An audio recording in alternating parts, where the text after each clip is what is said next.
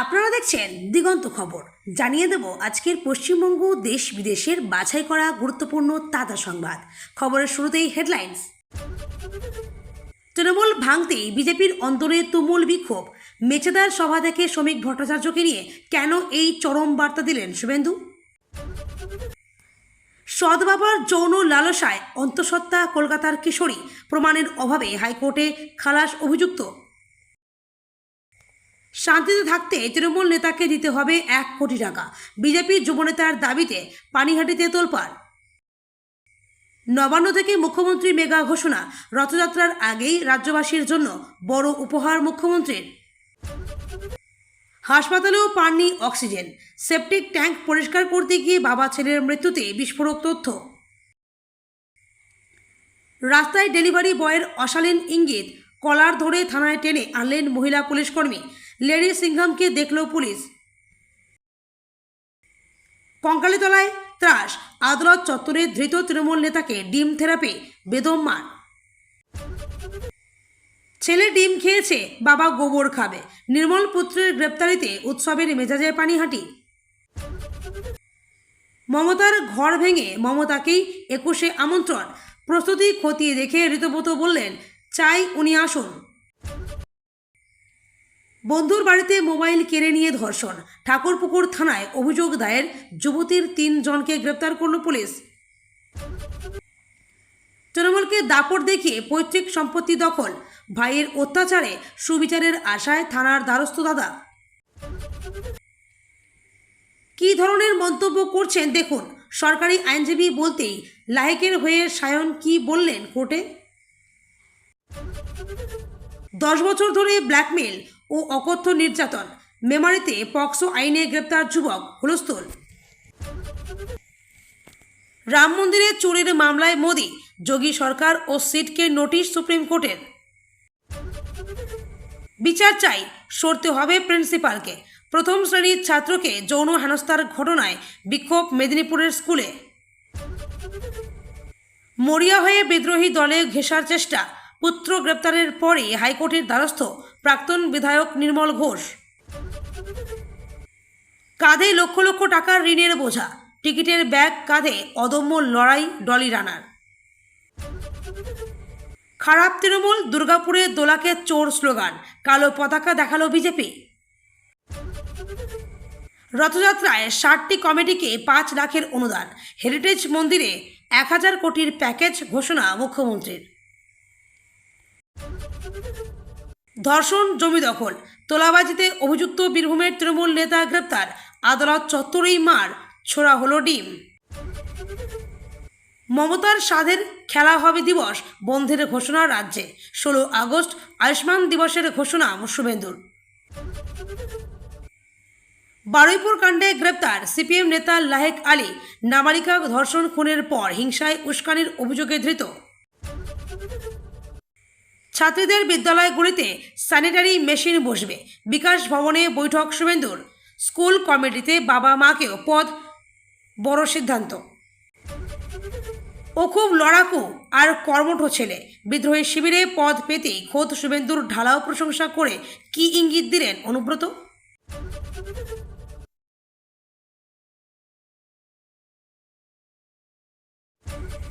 দলের প্রশাসনিক কাজ করতে পারবেন না মমতা, তৃণমূলের 2 গোষ্ঠীর মামলায় অন্তর্বর্তী নির্দেশ আদালতের। মন্ত্রী দিলীপ এবার গায়ক, ঝালমুড়ি নিয়ে গাইলেন গান।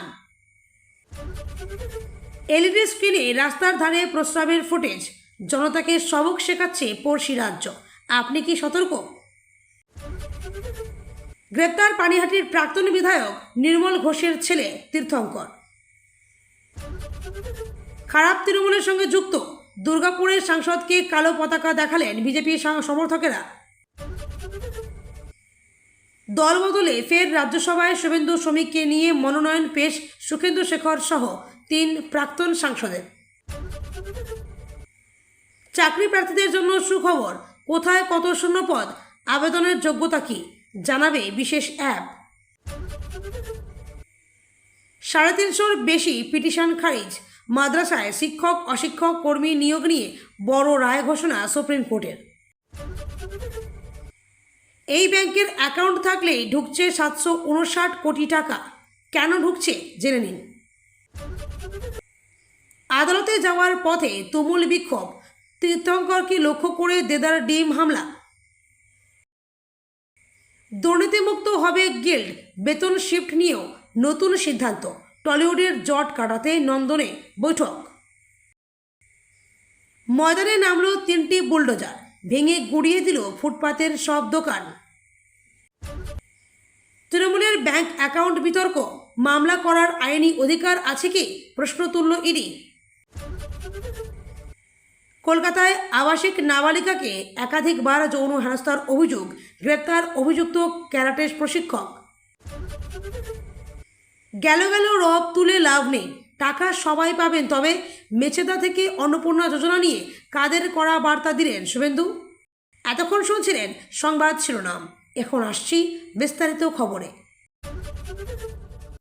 রাজ্য রাজনীতিতে বড়সড় পালাবদলের পর নতুন সরকার গঠন হলেও রাজনৈতিক সমীকরণের চোরাস্রোত এবার একেবারে প্রকাশ্যে চলে এলো। দীর্ঘদিনের চাপা অসন্তোষ আর সোশ্যাল মিডিয়ার দেওয়াল জুড়ে চলা তুমুল তরজা ধামাচাপা দিতে এবার ময়দানে নামতে হলো স্বয়ং শীর্ষ নেতৃত্বকে। নিজের চেনা দুর্গ পূর্ব মেদিনীপুরের মেছেদা এক বিশেষ দলীয় বৈঠক থেকে নিচুতলার কর্মীদের উদ্দেশ্যে সাফ জানিয়ে দেওয়া হলো, লক্ষণরেখা পার করলেই কড়া ব্যবস্থা নেওয়া হবে। সম্প্রতি ঘাসফুল শিবিরের 3 জন সদ্য প্রাক্তন রাজ্যসভা সাংসদ আচমকায় শিবির বদল করে বিজেপিতে যোগ দেন। শুধু যোগদানই নয়, তাদের তড়িঘড়ি দিল্লির টিকিট দেওয়ার তোড়জোড় শুরু হতেই দলের আদি ও পুরনো কর্মীদের একাংশের মধ্যে তীব্র ক্ষোভের আগুন জ্বলে ওঠে। তাদের এই ক্ষোভের মূল লক্ষ্য হয়ে ওঠেন খোদ দলের রাজ্য সভাপতি শ্রমিক ভট্টাচার্য, যার হাত ধরে এই হেভিওয়েট দলবদল সম্পন্ন হয়েছিল। পরিস্থিতি এমন পর্যায়ে পৌঁছায় যে ফেসবুকে ও এক্স হ্যান্ডেলে দলের শীর্ষ নেতাকে উদ্দেশ্য করে রীতিমতো কুরুচিকর আক্রমণ ও ট্রোলিং শুরু হয়ে যায়। দলের অভ্যন্তরীণ এই কাদা ছোড়াছড়ি কোনোভাবেই মেনে নেননি মুখ্যমন্ত্রী শুভেন্দু অধিকারী। মেছেদার ত্রিস্তরীয় সাংগঠনিক বৈঠক থেকে তিনি অত্যন্ত গম্ভীর ও কড়া মেজাজে দলের ক্ষুব্ধ কর্মীদের শান্ত হওয়ার স্পষ্ট বার্তা দেন।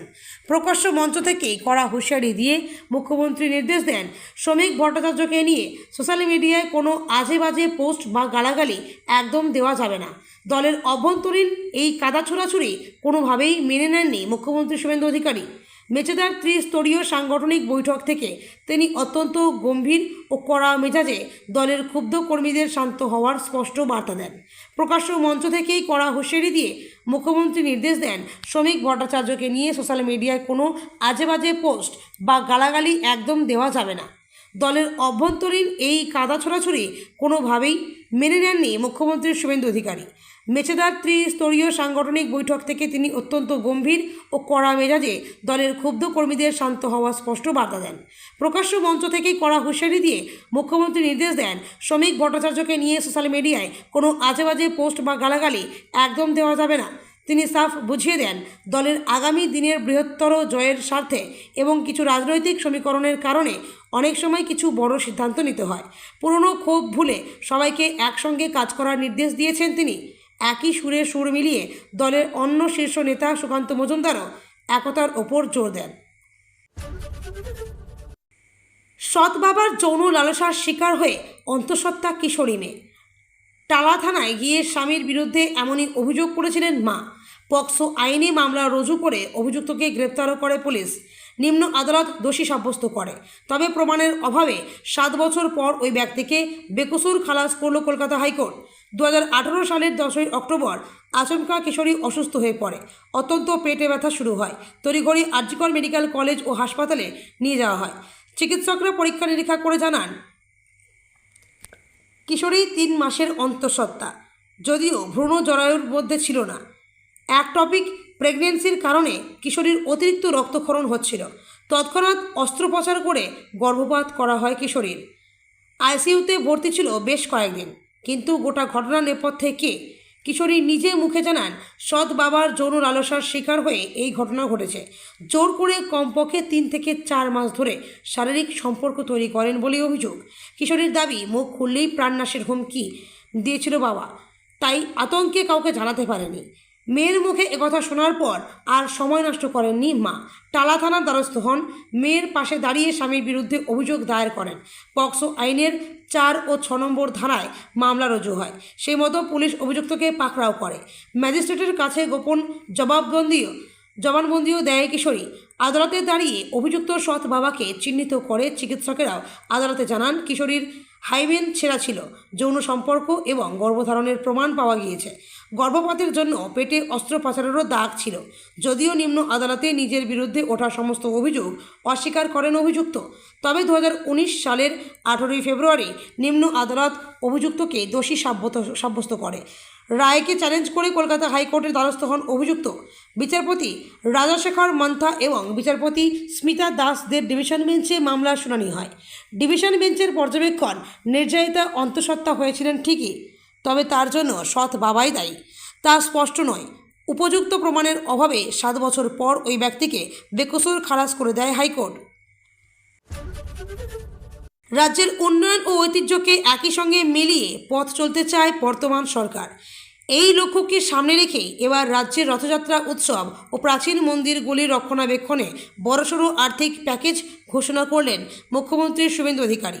সোমবার নবান্নে আয়োজিত একটি সাংবাদিক বৈঠকে এই তাৎপর্যপূর্ণ ঘোষণা করেন তিনি। মুখ্যমন্ত্রী জানান, রাজ্যের ঐতিহ্যবাহী ও প্রাচীন রথযাত্রা উৎসবগুলির দিকে বিশেষ নজর দেওয়া হচ্ছে। বহু বছরের পুরনো রথগুলির মেরামত এবং সংরক্ষণের প্রয়োজন রয়েছে। সেই কথা মাথায় রেখেই সরকার এবছর 75টি রথের মেলায় বিশেষ সেবা কেন্দ্র তৈরি করার সিদ্ধান্ত নিয়েছে। একই সঙ্গে রথযাত্রা কমিটিগুলোকে 5 লক্ষ টাকা করে আর্থিক অনুদান দেওয়া হবে। প্রাথমিক পর্যায়ে রাজ্যের 8টি ঐতিহ্যবাহী রথযাত্রা কমিটিকে এই 5 লক্ষ টাকার অনুদান তুলে দেওয়া হচ্ছে বলে তিনি জানান।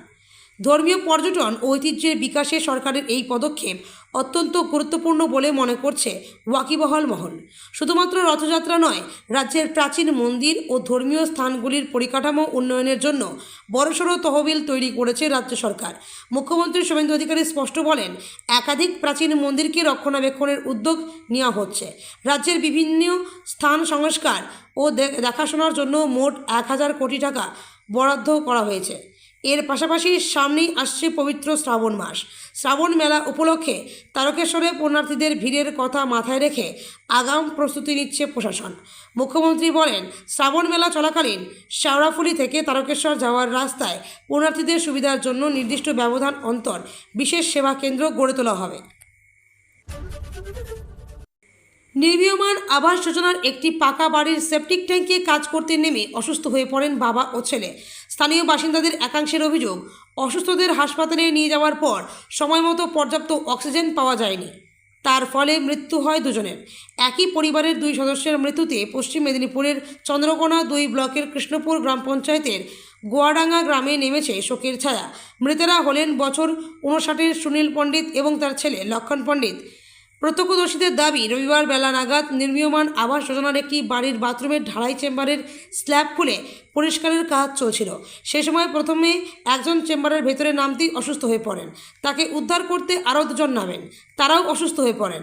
পরে স্থানীয় বাসিন্দারা তাদের উদ্ধার করে হাসপাতালে নিয়ে যাওয়া হয়। স্থানীয় বাসিন্দাদের একাংশের অভিযোগ, অসুস্থদের হাসপাতালে নিয়ে যাওয়ার পর সময়মতো পর্যাপ্ত অক্সিজেনের ব্যবস্থা করা হয়নি। তার ফলে পরিস্থিতি আরও জটিল হয়ে যায়। শেষমেশ মৃত্যু হয় 2 জনের। আরও এক ব্যক্তি হাসপাতালে চিকিৎসাধীন। খড়দহ থানার পুলিশ লকআপ থেকে তীর্থঙ্করকে বের করে প্রিজন ভ্যানে তোলার স্বল্প সময়টুকুতেই তারপর ডিম ছুঁড়ল উত্তেজিত জনতা। একে অপরকে বললেন, মার ডিম। সে সঙ্গে ক্ষুব্ধ লোকজনের হুঁশিয়ারি, ছেলের থেকে বড় খুনি নির্মল ঘোষ। ছেলে ডিম খেয়েছে, বাবা গোবর কাদা খাবে, আমরা ওসব নিয়ে তৈরি। তীর্থঙ্করের গ্রেপ্তারিতে পানিহাটি জুড়ে রীতিমতো উৎসবের মেজাজ। তার বাড়ির সামনে ব্যান্ড বাজিয়ে রীতিমতো নাচ গান শুরু করেন স্থানীয় বাসিন্দারা। অনেকের হাতেই দেখা গেল ডিম, তবে একাংশের দাবি, যারা এসব করছে তারা বিজেপির কর্মসমর্থক। সাধারণ বাসিন্দারা কেউ ডিম হামলার মতো কাজে লিপ্ত হননি। এলাকাবাসীর উচ্ছ্বাসে অবশ্য তেমনটা মনে হলো না। এলাকায় প্রচুর জনতা ভিড় করে নাচ গান শুরু করেন। সকলের মত, তোলাবাজি, জমি দখলের মতো নানা অন্যায় অভিযুক্ত প্রাক্তন বিধায়ক নির্মল ঘোষ ও তার ছেলে। তাদের দাপটে নাজেহাল দশা হয়েছিল পানিহাটিবাসীর। তীর্থঙ্করের গ্রেপ্তারির পর এখন তারা চাইছেন নির্মলকেও গ্রেপ্তার করা হোক, তবে শান্ত হবে পানিহাটি। 26-এর ভোটে পানিহাটির তৃণমূল প্রার্থী তীর্থঙ্করের সঙ্গে রাজনৈতিক লড়াই ছিল বিজেপির রত্না দেবনাথ ও সিপিএমের কলতান দাশগুপ্তর। তীর্থঙ্করের গ্রেপ্তারিতে খুশি তারাও। এ নিয়ে রত্না দেবনাথের বক্তব্য, কান টানলে মাথা আসবে, কানের পর এবার আমরা মাথার অপেক্ষায় আছি। কলতানের কথায়, দুর্নীতি করেছেন, গ্রেপ্তার হয়েছেন, ঠিক আছে, আইন আইনের পথে চলবে, কিন্তু বিজেপির ছাতার তলায় গিয়ে যেন কোনো দোষী আইনের হাত থেকে ছাড়া না পায়, সেটা কঠোরভাবে দেখতে হবে। কোথায় হবে 21শে জুলাই? মমতাপন্থী নাকি ঋতুপন্থী করা অনুষ্ঠান করবে তা নিয়ে বেশ কয়েকদিন ধরেই দড়ি টানাটানি চলছে। অবশেষে গান্ধী মূর্তির পাদদেশে অনুষ্ঠান করার অনুমতি পেয়েছে আসল তৃণমূল। কালীঘাট তৃণমূল কী করবে তা এখনও স্পষ্ট নয়। এরই মধ্যেই আজ সোমবার মেয়র রোডে গান্ধী মূর্তি এলাকা পরিদর্শন করেন ঋতুপন্থী তৃণমূলেরা। সেখানেই প্রশ্ন ওঠে, এই আসল তৃণমূলের 21শে কি আমন্ত্রণ পাবেন মমতা বন্দ্যোপাধ্যায়? তাতেই ঋতুব্রত বললেন, আমরা সকলেই চাই ওনাকে পরামর্শদাতা হিসেবে, চাই উনি আসুন। 21শে জুলাই দিনটি তৃণমূল কংগ্রেস বরাবর মেগা ইভেন্ট হিসেবে পালন করে। মমতা বন্দ্যোপাধ্যায়ের রাজনৈতিক জীবনে বড় দিনও বটে।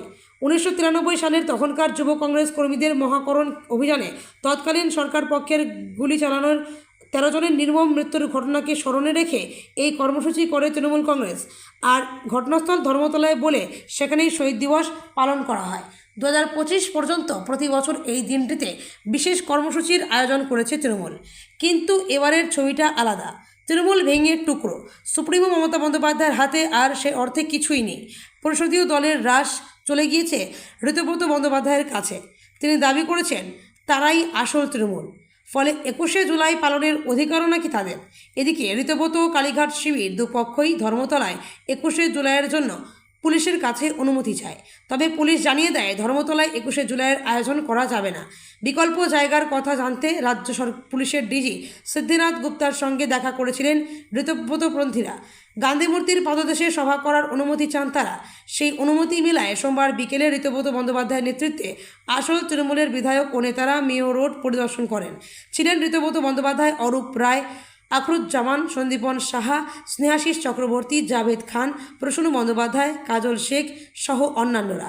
সেখানে ঋতুব্রত জানান, 21শে জুলাইয়ের অনুষ্ঠানে মমতা বন্দ্যোপাধ্যায়কে চান তারা, অর্থাৎ যে মমতা বন্দ্যোপাধ্যায় 21শে জুলাই নেপথ্যে, যার নেতৃত্বে 33 বছর আগে আন্দোলন হয়েছিল, আজ 21শের অনুষ্ঠানে তিনিই আমন্ত্রিত। অযোধ্যায় রাম মন্দিরের প্রণামীর অর্থ আত্মসাতের মামলায় কেন্দ্রীয় সরকার, উত্তরপ্রদেশ সরকার এবং ওই ঘটনার তদন্তের দায়িত্বপ্রাপ্ত স্পেশাল ইনভেস্টিগেশন টিম বা সিটকে নোটিশ পাঠালো সুপ্রিম কোর্ট। সোমবার শীর্ষ আদালত এই মামলার প্রাথমিক শুনানিতে 7 দিনের মধ্যে সংশ্লিষ্ট সব মহলকে তাদের বক্তব্য আদালতে জানাতে চলেছে। মামলাটি প্রধান বিচারপতি সূর্যকান্তের ডিভিশন বেঞ্চে বিচারাধীন। মামলার একাধিক ব্যক্তি ও সংগঠন সিবিআই তদন্ত দাবি করেছেন। প্রধান বিচারপতির বেঞ্চ সিটকে বলেছে, এ পর্যন্ত তদন্তের অগ্রগতি লিখিতভাবে আদালতকে জানাতে হবে। গত মাসেই যোগী আদিত্যনাথ সরকার সিট গঠন করে। এদিকে রাম মন্দির ট্রাস্ট ইতিমধ্যেই অনিয়ম রুখতে বেশ কিছু পদক্ষেপ করেছে। তার মধ্যে অন্যতম হল পরিচালন সমিতির মাথায় থাকবেন একজন চিফ এক্সিকিউটিভ অফিসার। তিনি মন্দিরের দৈনন্দিন কাজ পরিচালনা করবেন। মন্দিরের সমস্ত কর্মচারী তার অধীনে থাকবেন। জানা গিয়েছে, একজন অবসরপ্রাপ্ত আইএএস ও আইপিএস অফিসারকে সিইও পদে নিয়োগ করা হতে পারে। এর পাশাপাশি প্রণামীর বাক্স এবং টাকা পাওয়া পয়সা গোনা ও নজরদারিতে কঠোর ব্যবস্থা চালু করার সিদ্ধান্ত নিয়েছে ট্রাস্ট। স্বপ্নের কোনো নির্দিষ্ট বয়স হয় না, আর সেই সত্যিটাই যেন প্রতিদিন নিজের জীবন থেকে প্রমাণ করে তুলেছেন হাওড়ার মহিলা বাস ব্যবসায়ী ও কন্ডাক্টর ডলি রানা। 60-এর কাছাকাছি বয়সেও প্রতিদিন ভোরে ঘুম থেকে উঠে বাসের কাজে বেরিয়ে পড়েন তিনি।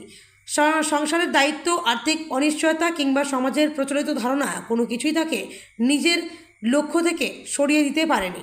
ডলি রানার লড়াই আজ আর শুধু তার একার নয়। নিজের অদম্য ইচ্ছাশক্তি দিয়ে তিনি বহু নারীর কাছে আত্মবিশ্বাস ও আত্মনির্ভরতার প্রতীক হয়ে উঠেছেন। ডলি রানার বেড়ে ওঠা একটি সাধারণ নিম্ন মধ্যবিত্ত পরিবারের আর্থিক অবস্থা এমন ছিল যে দৈনন্দিন খরচ সামলানোর পর বড় কোনো সঞ্চয়ের সুযোগই থাকতো না। কিন্তু তার বাবার ইচ্ছা ছিল একদিন নিজের নামে একটি বাস থাকবে। বাবার সেই অপূর্ণ স্বপ্নকে পূরণ করার চেষ্টা করেন তিনি নিজেই। নিজের গয়না বিক্রি, দীর্ঘদিনের সঞ্চয় এবং ঋণের সাহায্যে প্রায় 7 লক্ষ টাকা জোগাড় করে তিনি একটি বাস কেনেন। সেই মুহূর্তেই শুধু বাবার ইচ্ছা পূরণ হয়নি, শুরু হয়েছিল ডলির জীবনের নতুন অধ্যায়। করোনার আগে পর্যন্ত নিজের বাসের পরিষেবা চালাতে চালক ও কন্ডাক্টরের ওপরেই ভরসা করেছিলেন ডলি রানা। কিন্তু লকডাউনের ধাক্কায় দীর্ঘদিন বাস বন্ধ থাকায় ব্যবসায় বড়সড় ধস নামে।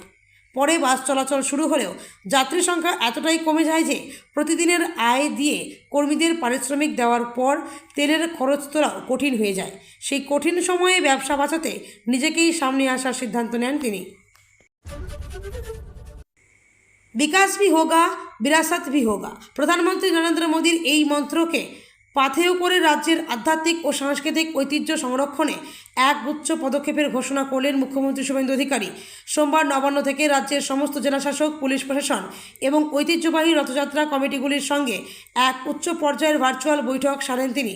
রামকৃষ্ণ মঠ ও মিশন, ইসকন, ভারত সেবাশ্রম সংঘের মতো শীর্ষস্থানীয় আধ্যাত্মিক প্রতিষ্ঠানের প্রতিনিধি এবং সন্ত সমাজের উপস্থিতিতে মুখ্যমন্ত্রী জানান, উন্নয়ন একটি চলমান প্রক্রিয়া হলেও দেশের কৃষ্টি, সংস্কৃতি ও পরম্পরাকে সযত্নে এগিয়ে নিয়ে যাওয়া বর্তমান সরকারের অন্যতম প্রধান কর্তব্য।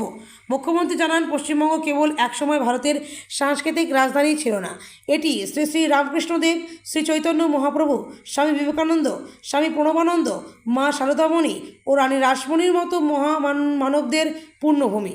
কোচবিহার থেকে কাকদ্বীপ কিংবা দার্জিলিং থেকে দীঘা, এ রাজ্যের রথযাত্রা উৎসব শত শত বছরের পুরনো পরম্পরা ও আনন্দের মিলন ক্ষেত্র। ঐতিহ্যের এই ধারাকে অব্যাহত রাখতে এবারই প্রথম রাজ্য সরকার রথযাত্রায় সরাসরি ও সক্রিয়ভাবে অংশগ্রহণের সিদ্ধান্ত নিয়েছে। মুখ্যমন্ত্রী এই উৎসবকে কেন্দ্র করে দুটি বড় ঘোষণা করেন। 75টি জায়গায় সেবাকেন্দ্র, মাহেশ বা মহিষাদলের মতো রাজ্যের 75টি ঐতিহ্যবাহী রথযাত্রার মেলা প্রাঙ্গণে তথ্য ও সংস্কৃতি দপ্তরের পরিচালনায় বিশেষ সরকারি সেবাকেন্দ্র স্থাপন করা হবে, যেখানে পুরসভা ও জেলা প্রশাসনের সমন্বয়ে পুণ্যার্থীদের ন্যূনতম পরিষেবা সুনিশ্চিত করা হবে। 60টি কমিটিকে 5 লক্ষ টাকা অনুদান। কয়েক দশক ধরে চলে আসা প্রাথমিকভাবে এমন 60টি ঐতিহ্যবাহী রথযাত্রা কমিটিকে 5 লক্ষ টাকা করে আর্থিক সহায়তা দেওয়ার কথা ঘোষণা করেন মুখ্যমন্ত্রী। এই অনুদানের অর্থ মূলত পুরনো ও কাঠের নির্মিত রথগুলির সংস্কার ও রক্ষণাবেক্ষণের কাজে ব্যয় করার জন্য কমিটিগুলিকে অনুরোধ জানান তিনি। আগামী দিনে এই তালিকা আরও ত্রুটিমুক্ত ও সম্প্রসারিত করার আশ্বাস দিয়ে মুখ্যমন্ত্রী বলেন, আজ রথযাত্রাকে কেন্দ্র করে যে বৃক্ষটি রোপণ করা হলো, ভবিষ্যতে তা মহিরুহে পরিণত হবে।